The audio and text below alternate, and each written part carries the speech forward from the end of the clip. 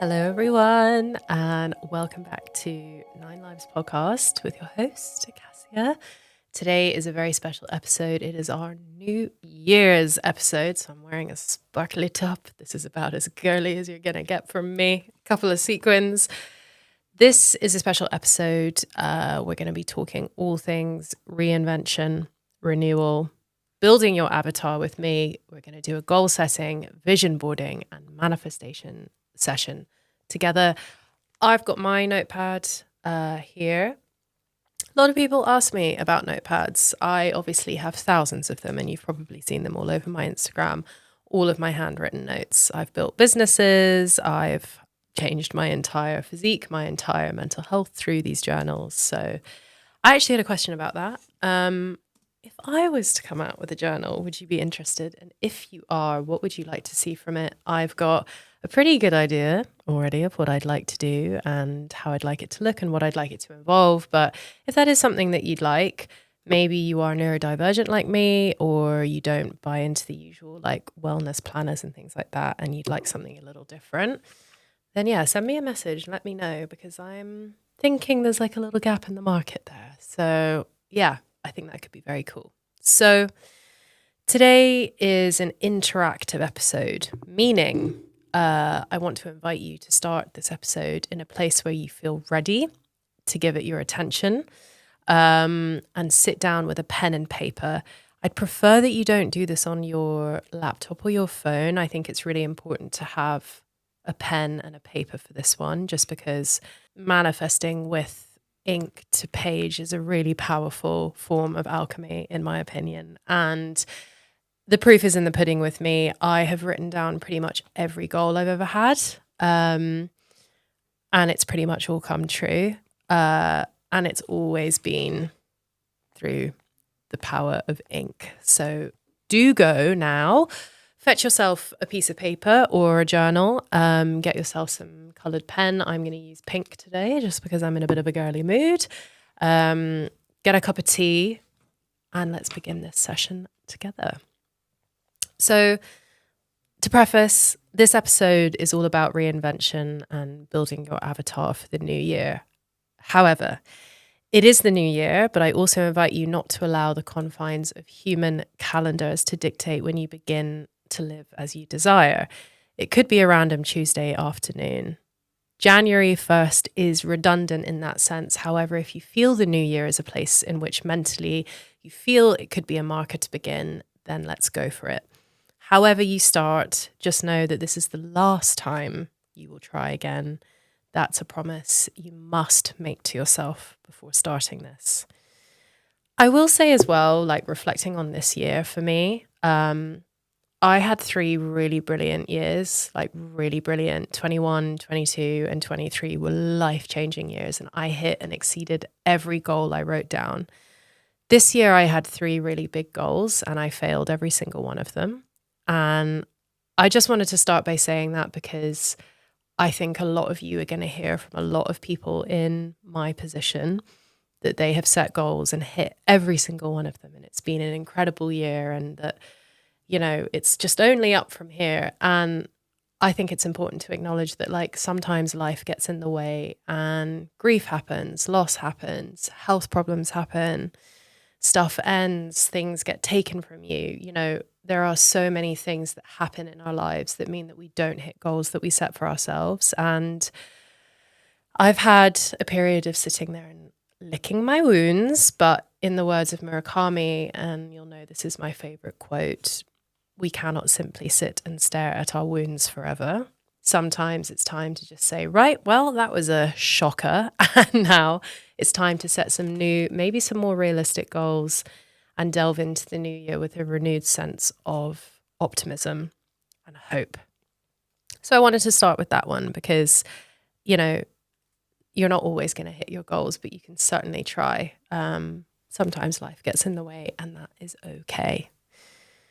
So we'll start with a quote by Nietzsche that is one of my favorites, and it goes, "Throw roses into the abyss and say, here is my thanks to the monster who didn't succeed in swallowing me alive." And I love that because this year for so many of us and recent years, things have been hard. And sometimes you have to meet that just with a couple of roses and some kindness and say, well, you didn't kill me. You didn't swallow me alive. And it's time for me to tend to my own garden and to grow my own flowers and begin again. During this time in January, the wellness industry is going to be saturated with the selling of clean cut and perfect promises. But from what I know of real change, and I know it really well, it is messy and bloody and it holds a sword. The character you are building is going to have scars and stories and it will never be perfect. But who wants to be clean when you could be interesting? So when thinking of the change you would like to create, I invite you to reach within and find intrinsic, soulful, real goals. What would you like to feel like? Who do you want to embody? What does your soul tell you? In my experience, the more I focused on aesthetic goals, the less progress I made. Of course, if one would like to look like a superhero, that is a worthy goal. However, the more you let go of physical outcomes and focus on the process of athleticism or business, whatever it is you're going to be working on today, the easier it will get to arrive there. I want to kick and jab and teep and ride and run really far and lift really heavy things. And I'd like to do it until I'm really old. I'd like to be as lethal and capable as possible. And so by focusing on this and the application of these goals, the physical will fall into place. And the physical will always change as I change, as my life changes. And I must not rely on the shell of this vessel to be the only reason I feel good about myself. So please do yourself the favor and do the same. Enter this without comparison, without hurry, and without panic. Enter this only with kindness. You cannot shame yourself into change. You can only love yourself into evolution. So let's begin. I'm super glad that you're here with me today. This is a really exciting episode, one that I have dreamt of doing for a while, but I just wanted to gather all of the proper tools and thoughts to be able to present this to you. Together, we're going to explore how to create the avatar of your ideal self, make space for transformative change, and harness the power of goal setting, visualization, manifestation, including goals for fitness, mental health, and personal growth. So grab your favorite drink, settle into a comfy spot, and let's dive into a conversation that could transform your life. We're going to begin with a question. Who do you want to become? Not just on the surface, but in the most expansive and authentic version of yourself. When we talk about building your avatar, we're talking about creating a clear, inspiring image of the person you want to be. Your avatar is a composite of your values, your dreams, and your potential. Think of it as your personal North Star, guiding you when decisions get tough and reminding you of the bigger picture. Here's a quick exercise to get started. Imagine waking up as your best self.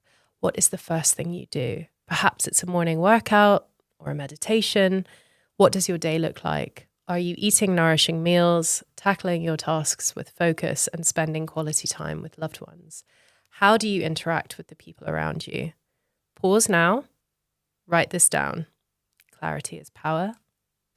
I hope you wrote down some good notes on what your ideal self feels like when they wake up in the morning.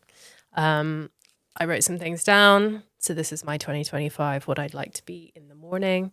Mostly it's to do with a calm nervous system, and it's a lot to do with the work that I would like to be doing as a coach. So that's very exciting. So the next task we're going to dive into is making space for change.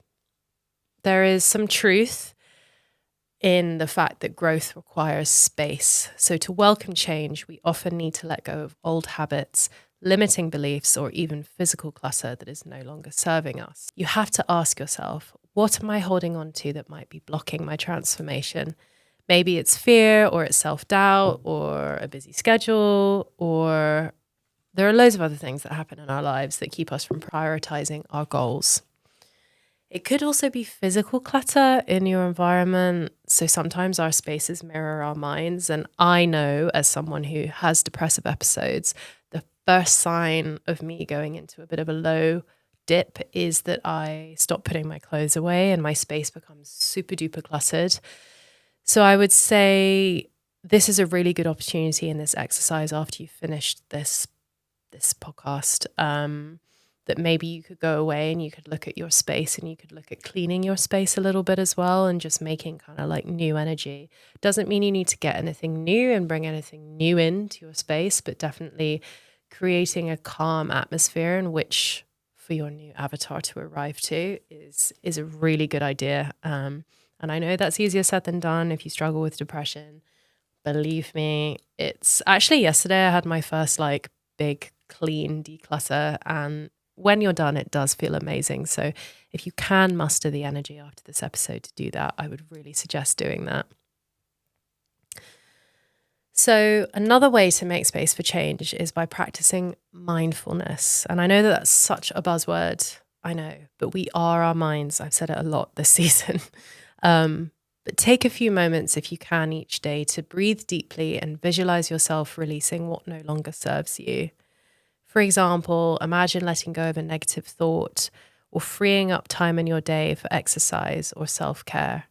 It's kind of like hitting the refresh button on your life. You know, when you take that moment to just release and breathe and not panic, it can give you a sense of renewal, but it also creates a space in which you're able to put these practices into real life. So I wanted to give you an example of like where meditation can maybe come into your life, because meditation feels, and it still feels to me, really inaccessible. Because I'd always be like, well, I don't know how to meditate. I don't know how to be mindful. I'm constantly anxious. I'm always panicking. How on earth am I meant to sit still for like 2 minutes, let alone 2 hours? That's insane. I can't do it. Recently, I went to see a friend in Thailand, a friend who was in need of me and Joe. So we went over for a quick trip, and he is someone who is very spiritual, and he's a Buddhist, and he took me to a very special temple in Bangkok. And there is an energy in the temples there that I can't quite put into words. It's not quantifiable, but it's so calm and still and like magical. And there is a special temple that you go to and you receive a blessing from the monk, and you walk around the room 3 times, releasing negative blockers for yourself. And then you sit on the floor and meditate. And I've never meditated before this time. But the energy in that room and the smell of the incense and looking at all of the, you know, amazing deities and the creatures and feeling really connected with, you know, wanting to get better from my place of panic. This year has been just like awful for my mental health. And I just really wanted to try, because I'd always avoid sitting still, because then that's where the thoughts get really loud.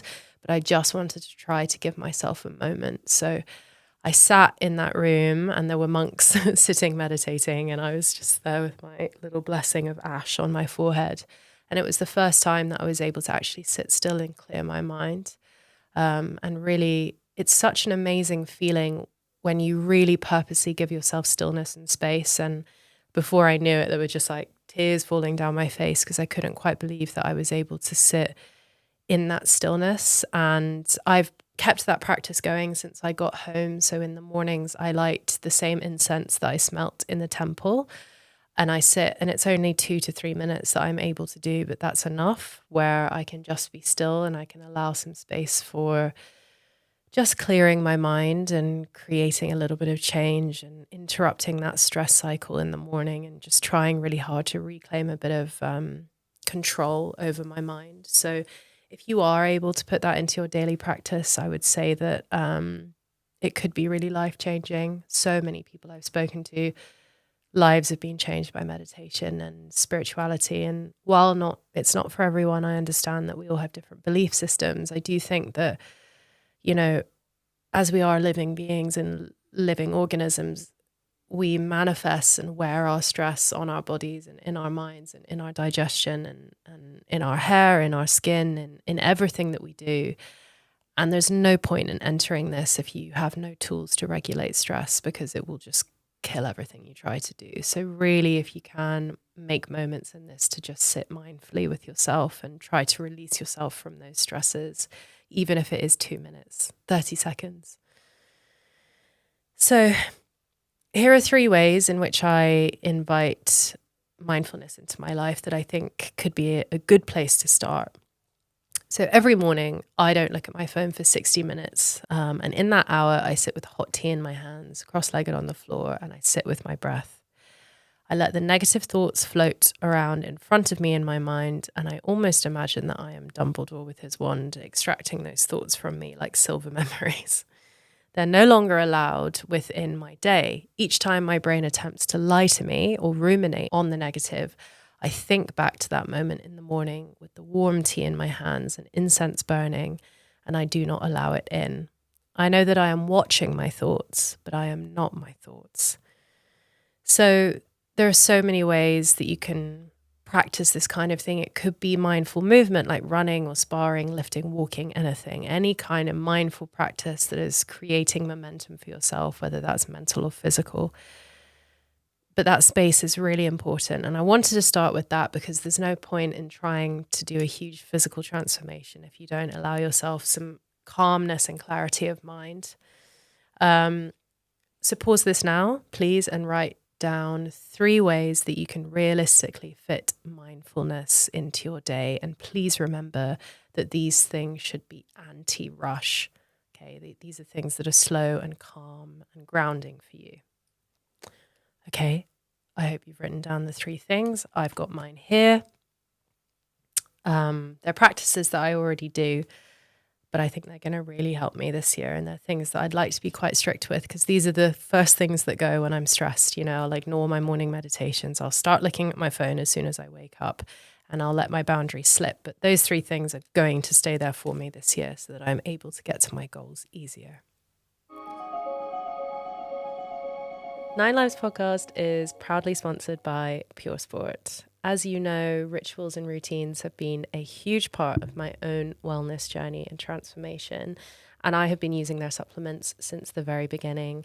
Things like their mushroom complex, magnesium, and the muscle balm have honestly changed the game when it comes to my recovery and performance. You can use the code 9lives at checkout for a discount. Thank you so much, Pure Sport, for sponsoring this podcast. Okay, now that we've envisioned our avatar and we have made space for change, it's time to set some goals. So this is the real nitty-gritty now. Not just any goals. We're talking about the goals that align with your vision and stretch you towards becoming the ideal version of yourself. So here's a simple framework to follow. And it's 3 points. They have to be specific, they have to have a timeline, and they have to be measurable. So, you know, instead of saying, I want to be healthier, say, I will exercise 3 times a week, meditate daily, and try to eat nourishing meals. Easier said than done, I know, but that's an example, okay? We're going to start small. Set a timeline. So deadlines create urgency. For example, if your goal is to improve your mental health, set a date to complete a book on mindfulness or start a free therapy program.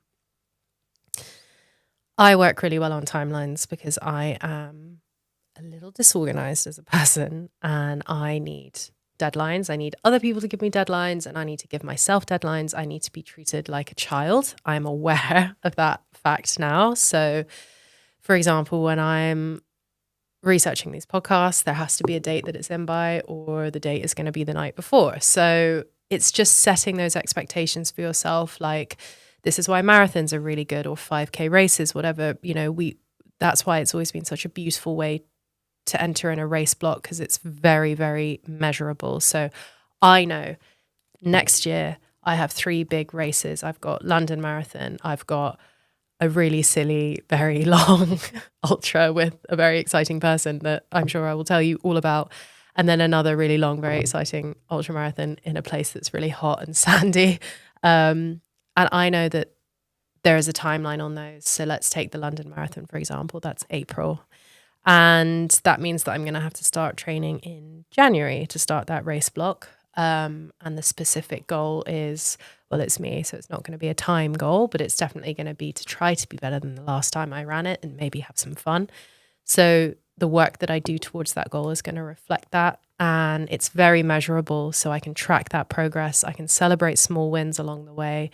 And those small wins are the building blocks towards the bigger goal. So for instance, like if the bigger goal is a marathon or a 5K race, I know the medal is the big goal, but along the way, I'm going to celebrate every single run, every single stretch, every single time I put my shoes on and walk out that door. Those are the little wins along the way that build up, and those are measurable and they deserve to be celebrated. So now that we know how we're measuring our goals and how we're going to set them out, so specific with a timeline and how it's measured, it's time to put pen to paper and set out those goals. So, for example, during my own journey, I'm sure a lot of you have seen them, but I used calendars. I used paper calendars all over my wall. I'll find some footage of them. I think it was through the 2 years that I did this all. Every single day, it would be written down on a piece of paper. I would have the day of the week. I would have what workout I'm doing. Have I eaten well? Have I been kind to myself? What my steps were, and then whatever else. And then at the end of the day, I'd cross it off with a huge red cross. The same goes the next day. Cross it off, cross it off, cross it off. And I think one of the coolest things to see is the fact that when I crossed the first day off, I thought, it's probably the only day I'm going to do. Fast forward 2 years later, I've got piles and piles of these calendars. And I can see at the end of every week, I ran this far, I achieved this much. And it's a measurable, tangible, beautiful way that I can quite literally see how I transformed myself. But I also got myself from unfit to an ultra marathon. I mean, it's like magical to see it set out in that way. And that's why I really wanted to do this episode, because yes, we can all read poetry, we can get emotional, we can be spiritual about change. But when it comes down to taking action, these are the sort of things you need to be doing. So I want you to pause this now, and I want you to set out your goals for the year, and I want them to be specific. I want them to be on a timeline, and I want them to be measurable. Make sure that these are not, they can be lofty, yes, but make sure that these are things that are realistic to achieve within 12 months, and let yourself have a deadline as where you're going to achieve them too. Okay, I've already written down my goals for the year. I won't say them out loud because I feel like that always kind of ruins them. I never say what my goals are until the end of the year. And I'm sure this year will be an interesting one to reflect on, like what I didn't achieve and what I had to give up on, which I never thought I'd give up on in a million years. So yeah, it's quite cool to see. But I just have a really good feeling about 2025. I have a really good feeling. I think it's going to be a really powerful year. And I hope you're feeling that energy too. Okay, so now we're going to talk about visualization and manifestation, two things that we've touched on in this season before, but I wanted to delve into a little bit more of how you can personally apply this to this goal setting exercise in your practice of setting goals for yourself this year. So if we break it down into two practices, I want you first to close your eyes. I'll say, please not if you're on a run. I know I've said that before, but only do this when you're sat down. Well, you should be sat down with a pen and paper. So close your eyes and picture your avatar. What does success feel like? For fitness, maybe you could see yourself running a 5K or lifting heavier weights. For mental health, perhaps it's calm and focus you feel. Engage all of your senses and try to make the image as vivid as possible. There's something that's been going around a lot that I've seen, which it involves AI, so it's a little sketchy, but people are putting in, tell me or show me what my ideal self or my ideal's life's morning routine would look like. And this is a really cool way of visualizing, what do you want your life to look like? What do you want to feel like? Close your eyes and imagine exactly how it feels to be in that reality. For me, for example, if I'm closing my eyes and I'm doing this, the same image always pops into my head, and it's been the same thing now for like a year. One, I'm not living in London. That's a really important part of my future. Two, when I open my door in the morning, I see mountains and I see a big field and I see animals. And Joe is there. We have a porch and I'm making a cup of coffee. and there's no one around for miles. My running shoes are waiting on the porch, and I know that I can run in any direction for miles and miles and miles, and I can see plants and animals, and I can see mountains, and I can feel the weather on my skin. And I know that back at home, I have a great amount of really purposeful work to do, and I can travel when I want to, and I feel free, and I feel happy, and I feel calm, and I'm surrounded only by loving, supportive energy. And that is probably, when I'm doing the visualization, what I see: a big meadow, mountains, calmness, and Joe and Cowboy.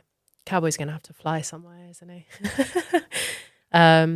But I can feel the wind on the meadow, and I can smell the grass, and I can feel the coffee in my hand, and I notice how calm and quiet everything is. These are the little details you've really got to dig into. And so for me, obviously, what that's telling me is that actually I'm pretty happy with this. I'm pretty happy with me. My environment is wrong, because when I close my eyes and I think of my ideal self, I'm in a different environment.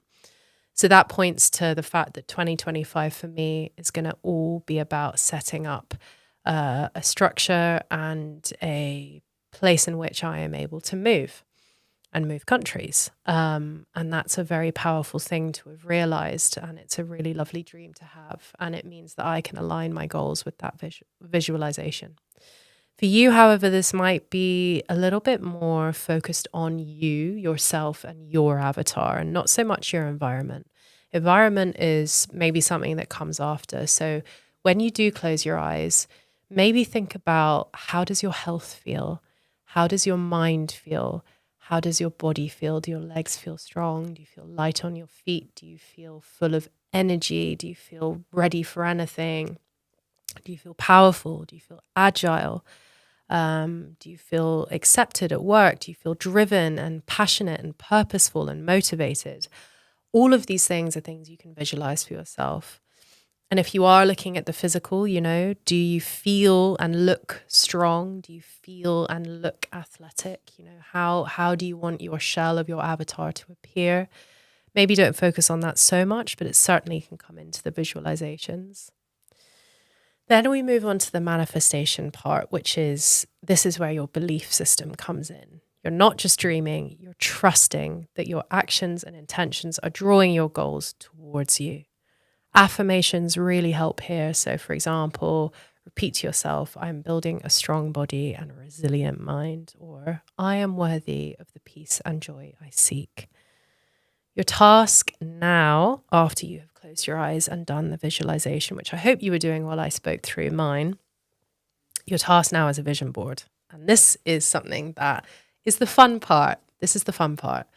So please open Pinterest if you have Pinterest, or any other application, or if you're super old school like me, you can actually create a scrapbook with lots of different pictures that you print out and stick on. I mean, that's obviously a little bit of a longer way to do it, but Pinterest I've always used for my vision boarding, and I'll put in a few of things that have come true that I've pinned to my boards. Like if I'm looking at them now, I think the coolest thing about it is how, if I think back to myself in 2020 making these vision boards versus what my life looks like now, it's pretty crazy to see just how true it came. Like I have one called Future Self 2020, and it has a quote, "Nothing changes if nothing changes," at the top.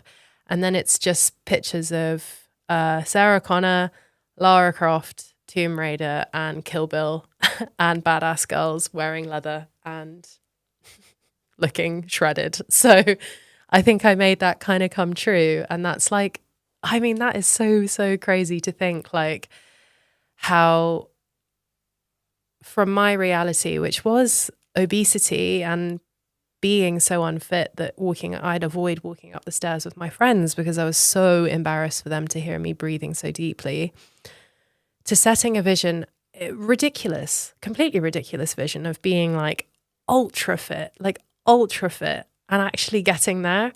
Unreal. That is the power of visualization. Like, please, like that is just, if I hadn't have held that in my mind's eye and I hadn't have like kept that in my sights, I actually don't think I would have got here. I think I would have probably wandered off or got a little bit lost, but I just knew that's what I wanted, and I knew I wanted to look like a comic book character, and then I just did it. And obviously it's taken a long time and a lot of missteps, and I'm still learning, but it's like, it's pretty cool to see. I have another one as well called 2023, which I made in 2022, which was a little bit more about like lifestyle and love, to do with like me and Joe and how we were going to live our life.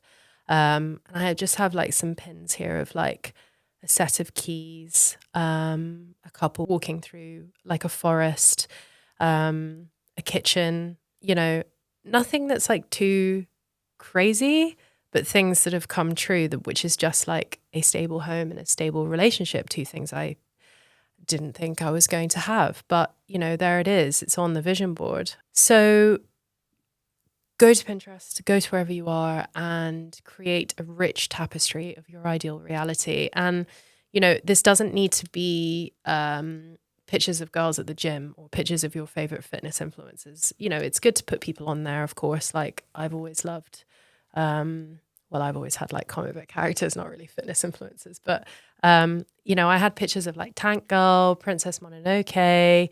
I had like Joan of Arc, like an image of Joan of Arc in her armor. I had dragons, gargoyles, sunflower fields. I had a picture of a home gym, which I have not made happen yet because I can't bloody afford it, but I will in the next few years. It can be anything that inspires you. Pause this now, create it, take a screenshot of it, and then DM me it on Instagram. I'm dying to see these. I cannot wait. And then I'm going to share mine too. And then maybe I'll make a little post of all of ours together. So go ahead, put on your favorite song or favorite few songs, go and create it. Come back to this podcast when you've done it. Okay, I hope you had fun creating your board. I can't wait to see them all. It's such a powerful way of keeping things in your mind's eye. Now, finally, visualization and manifestation are only effective when paired with action. Even small, consistent steps can create momentum.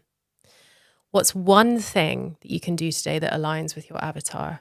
Maybe it's signing up for a class, or maybe it's making a healthy meal, or simply taking 10 minutes to meditate. Anything you can do today. I mean, what you've done today already is an amazing step, and it's great to set these goals, and it's amazing to write them all down and visualize them. But action is where it actually happens. You've got to remember that ready isn't really a feeling. Ready is a decision that you make, and putting it into physical practice is the most important part. I'm going to talk to you a little bit about how I put things into practice and how I help myself move from the dreaming to the doing, because I think a lot of us do the dreaming, especially if you're like me and you live pretty much in your imagination 24/7. It can be really hard to, I've got all of these big dreams and I sit there and I'm doing all this daydreaming, but how do I actually like put it into action? It's really difficult to move to the action part. So for fitness, I would say, and this is something that's helped me, is scheduling workouts like appointments so they become non-negotiable. I use Google Calendar, which I swear by it. I've got no idea what I'm doing, but my Google Calendar at least tells me what I'm doing, so I know. And then I can look at like, where are my meetings? Then I've like got like stuff like if content is due, or if something else is due, or something's going live, or various different calls and things, meetings in person. I know that, right, this is why I can't keep a rigid workout split, because I've got a lot of different things that I need to be doing. So it means that each week is different, which is exciting, but it means creating routine is a bit harder. So for me, that looks like, okay, Sunday evening, I sit down with a cup of tea, always with a cup of tea, and I look at my week and I'm like, right, for example, let's take this week. Let's just take this week. I have podcast recordings Monday and Tuesday. So yesterday started a little bit later. I knew that I had time to get to the gym, but I'd have to get to the gym by 7:30. That's a bit of an early start. We're going to just make it happen. That's absolutely fine. This morning was nice because I was able to fit a run in before coming here. Tomorrow I have a pretty full-on day of therapy and meetings. So tomorrow will be a rest day because I'm not going to stress myself out trying to work out. Then Thursday is a lot of meetings, but I do have time for the gym in the evening. So that's going in as an appointment.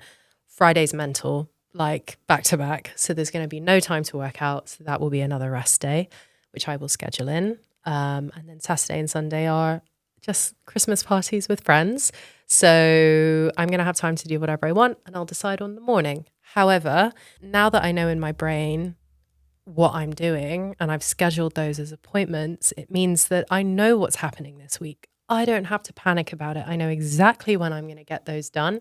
I know exactly what's happening when I do them. And I also have rest days planned in, which is a really lovely way to make sure that you don't get burnt out, but you're also remaining productive in your exercise. Because remember, when we're doing this goal setting, if you overpromise and underachieve, you're going to feel a little bit rotten. So it's really important to be realistic with it and allow space for recovery and rest within there too. You know, look, we're all falling prey to it now. I follow a lot of influencers who train twice a day or spend like 5 hours in the gym a day. Not all of us can do that. Yeah, sure, we could make the time, but maybe we don't want to, or maybe we've got other things that we like to do. It's okay. Don't overpromise. You can get so much done with like pretty like minimal hours of workout a week. Like if I add that up, that's 1, 2, 3, that's like 4, 5 hours of exercise a week. That's pretty much it for me. And that'll do, you know. I think it's a really good way to stay accountable. So if you can, sit down with yourself on a Sunday and just plan your week. And it doesn't matter if it's different every week. Mine certainly is. For mental health, you can set boundaries around your screen time, which I know we've spoken about, or commit to journaling your thoughts at the end of each day. Transformation isn't about perfection. It's about progress. Each step you take is a vote for the person you want to become. So pause this now.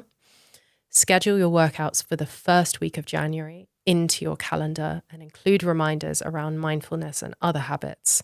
So that could be like 8K steps or evening journal and wind down time or 5-minute meditation in the morning or do not touch your phone, Cassia, for the first 60 minutes of being awake. Start small. Don't overwhelm yourself. Please don't overwhelm yourself. Remember, I started with a 10-minute walk every day. That was it. That was it because I knew I could commit to that. And if I overcommitted to something I couldn't do, I would fail, I would feel bad, and then I would fall off. So 10 minutes of walking a day, that's how it started for me. You've got to nail the fundamentals first. So I would love to see everything you've created today. Send it over on Instagram. I am dying to hear what your goals are, and I'm dying to hear what you're visualizing and what you're feeling and how this session made you feel. I think sometimes you can come out of these feeling really excited. Sometimes you can come out of them feeling a little bit intimidated. So just, take it slow, take it step by step. You absolutely have the power within you to make the great change that you are willing to do this year. And I hope that this session has set that out for you and has allowed some positive energy to come into your life for the end of this year. And it's been a real pleasure to do this together. And I hope you got some value out of it. So as always, we will end with a poem. It's a really short poem this week because I wanted this to all be the focus on you guys. It's a lovely, lovely, lovely little poem by Mark Twain. You've probably heard it before, but I thought it was very, very fitting for this episode. And it is: the 2 most important days of your life are the day you are born and the day you find out why. Gorgeous. So if you found today's episode helpful, share it with a friend who could use some inspiration. Remember to like, follow, and subscribe on all platforms. It really helps this podcast going. I am an indie podcast, and all of your engagement helps me keep this going and keep me being able to give this to you every week. So I'm always very appreciative of that. And thank you for joining me on this journey. Happy New Year. I am really excited for what 2025 is going to bring this podcast. I've got big dreams of big things to happen, which are all in here. And maybe at the end of this year, or no, at the end of 2025, we can sit down and I can go through the goals I wrote down and we can be like, oh my gosh, we made that happen. And I was at the thing you planned. So that could be very cool. So yeah, until next time, stay committed, stay curious, and keep envisioning your path to greatness and your ideal avatar. Love you loads.